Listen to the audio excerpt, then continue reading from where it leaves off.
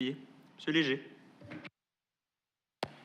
Merci, Monsieur le Président. Donc, permettez-moi aussi de commencer en ouverture en exprimant quelques paroles sur l'incendie sur la rue Toulouse. Malheureusement, le 3e incendie dans ce quadrilatère en peu de temps. C'est pas facile pour ces gens-là. Donc, je voudrais commencer par remercier tous les citoyens, tous les employés qui ont pris part, les policiers, les pompiers, les employés du 3-1, de la direction des loisirs et du RTL. Merci également, encore une fois, on ne le dira pas assez, à la générosité des citoyens et à la générosité des organismes qui ont ouvert leurs portes pour recevoir l'aide un peu spontanée là, que les gens voulaient faire. Et dans bien des cas, Monsieur le Président, ces gens-là leur ont offert les premiers bons conseils, les premiers bras sur qui tomber. Et puis, je pense que c'est comme ça qu'on découvre, non pas des héros de bande dessinée, mais qu'on découvre des héros du quotidien. Donc, merci beaucoup.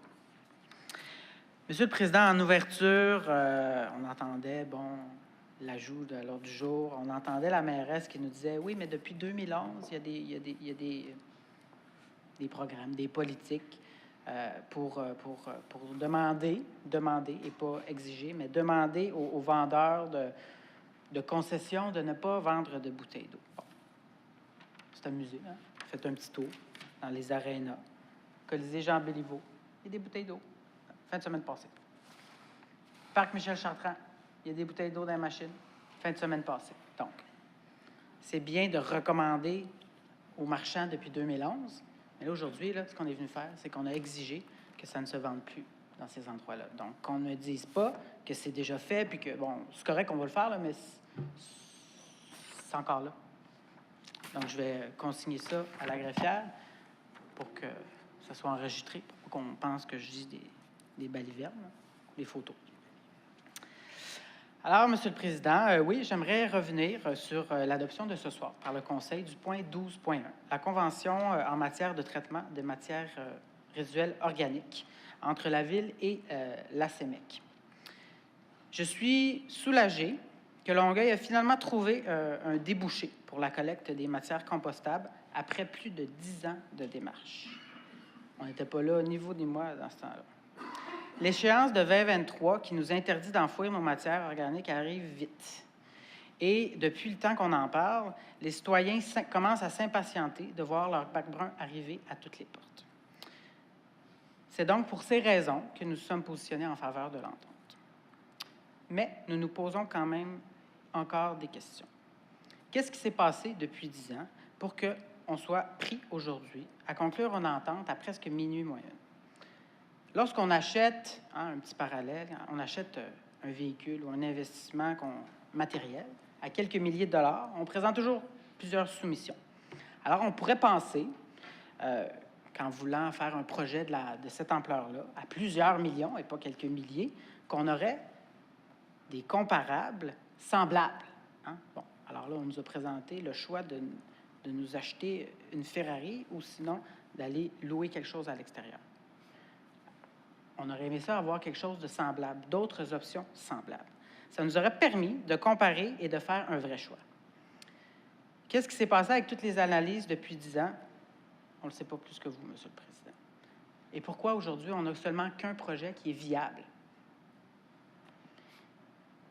De plus, après une fuite dans les médias le 31 janvier, moi je l'ai appris comme ça, il y a eu des dénonciations aussi pour plus de transparence dans ce dossier-là. Une lettre a été envoyée à tous les élus de l'agglomération et on a finalement eu une présentation la semaine dernière. Bon, on a eu la présentation, on a posé nos questions. Suite à la présentation, il nous restait d'autres questions. On les a envoyées, elles ont été répondues. Mais par exemple, 2 jours plus tard, grande surprise, théâtre, une conférence de presse. On annonce l'entente d'une conférence de presse avant que les différents conseils de ville de toutes les villiers et le conseil d'agglo se prononcent en faveur ou pas de ce projet-là. Alors qu'on nous a spécifié dans cette rencontre-là que c'était quelque chose d'incroyablement confidentiel. On ne voulait même pas nous donner le PowerPoint. On comprenait tout, là.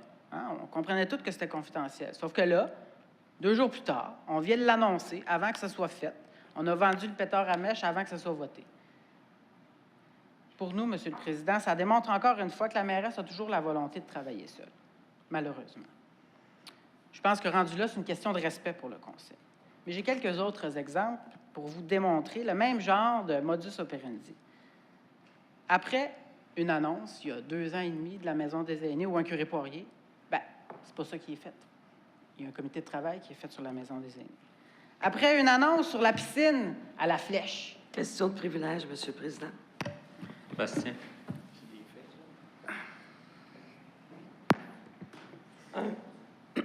Monsieur le Président, c'est pas. Il y a quelque chose dans l'air, c'est vrai.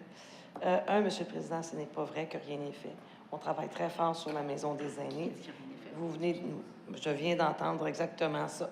Et il y a différentes propositions sur la table. Le comité s'est entendu pour rendre une décision le plus rapidement possible qui devrait aller avant la mi-mars. 2, Monsieur le Président, la mairesse ne travaille pas seule. Et aussi, Monsieur le Président, on doit respecter les instances. Fait qu'arrêtez de penser qu'il n'y a pas de transparence, Monsieur le Président. On ne peut pas présenter à tout le monde un projet qui n'a pas été entériné par l'instance responsable. Et dans le cas de la CEMEC, il s'agissait du conseil, du comité exécutif de l'agglomération. Alors, c'est pas vrai qu'on va sauter les étapes. Respect des instances. Merci, Monsieur le Président. Monsieur Léger, vous pouvez poursuivre. Oh, merci, Monsieur le Président. Donc là, ce que je suis en train de vous démontrer, Monsieur le Président, c'est que ça me fait rire un peu qu'elle parle de respect d'instances, parce que là, je viens juste de vous donner des exemples qui ont été annoncés avant que les instances les aient votés. Alors là, Monsieur le Président, question de privilège. À quoi est-ce que vous êtes offensé, Mme Bastien? Je ne suis pas offensée, Monsieur le Président. La première instance qui devait être consultée dans le cas de ce projet-là, c'est le comité exécutif de l'agglomération qui devait donner son aval. C'est pas vrai qu'on va sauter des étapes, Monsieur le Président. Et quand on respecte l'instance, on comprend comment ça fonctionne. Merci. Monsieur Léger. Donnez-moi un instant. Là. Sur ces belles paroles, je continue. J'ai d'autres exemples pour vous. Hein, l'annonce, conférence de presse, encore une fois, de la piscine. Puis, bon, le projet n'est pas concrétisé encore. Mais on a fait la même chose avec l'exercice budgétaire 2018.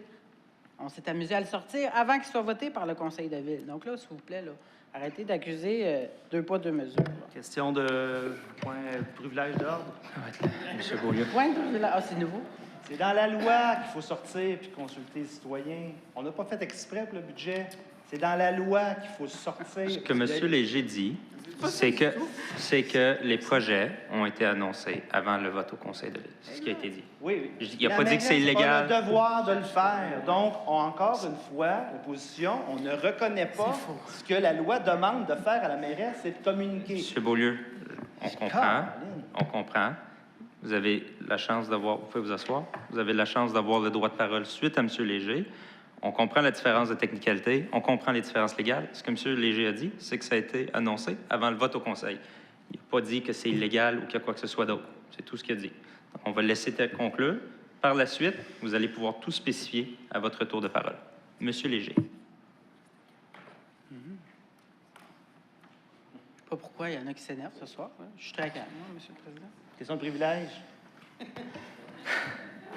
M. Beaulieu. Est-ce que c'est nécessaire constamment, Monsieur le Président, ces petits commentaires-là qui n'ajoutent absolument rien au débat?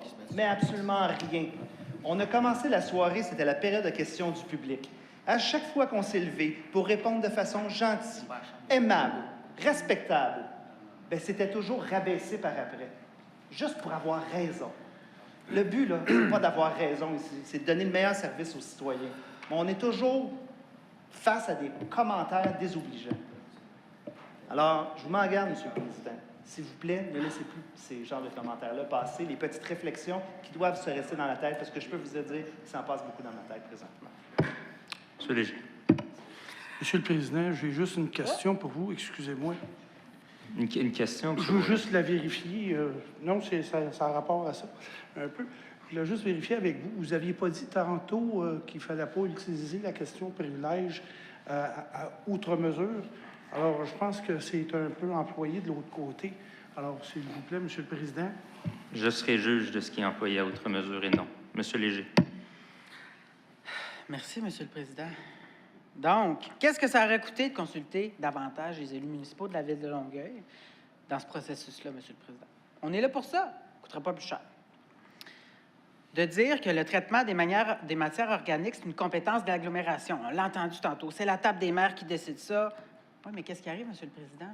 C'est la Ville-Centre qui paye plus que la moitié ou à peu près de la moitié de ce projet-là. Ce sont les citoyens qui le payent. Ce ne sont pas les maires de l'agglo, là. Oui, en alliance, mais ce sont nos citoyens dans chaque ville qui payent leur portion pour ce projet-là. Donc, nous jugeons, et les citoyens vont être d'accord avec nous, que lorsqu'il y a une décision de plusieurs millions de dollars, les conseillers municipaux devraient être consultés là-dedans. Et puis, Monsieur le Président, quand j'entends ça à la table des maires, oui, c'est correct, il faut respecter les instances-là. Puis ces instances-là, il n'y a pas personne de ce côté-ci qui a remis en question ces instances-là. Mais par exemple, ce qu'on remet en question, c'est le processus d'information et d'avancement des projets. Hein? Quand on est mis au courant un jour et puis que 2 jours plus tard, il y a une annonce, tandis que ce n'est pas voté, c'est ça qu'on se questionne, Monsieur le Président. Donc, près de la moitié de ces dépenses-là seront assumées par la Ville-Centre, comme je disais tout à l'heure. Donc, les citoyens seront directement impactés par ces décisions-là. D'un point de vue démocratique, je suis convaincu qu'eux aussi, hein, je l'ai dit déjà, ils voudraient qu'on soit consulté, ils voudraient l'être consulté avant que tout ça soit déjà canné. C'est la moindre des choses, Monsieur le Président. Donc, on a entendu pas mal de choses dans les dernières semaines. La mairesse, dans sa colonne du Courrier du Sud ou dans ses communiqués de presse, elle nous chante la pomme sur la collaboration. Je veux bien l'écouter, nous chanter la pomme, mais il faudrait que les bottines suivent les babines. Et, Monsieur le Président, je me demande si dans 10 ans ou 15 ans, on va encore trouver que c'est un bon deal qu'on a fait aujourd'hui. On l'a assumé, on l'a voté, on l'a recommandé.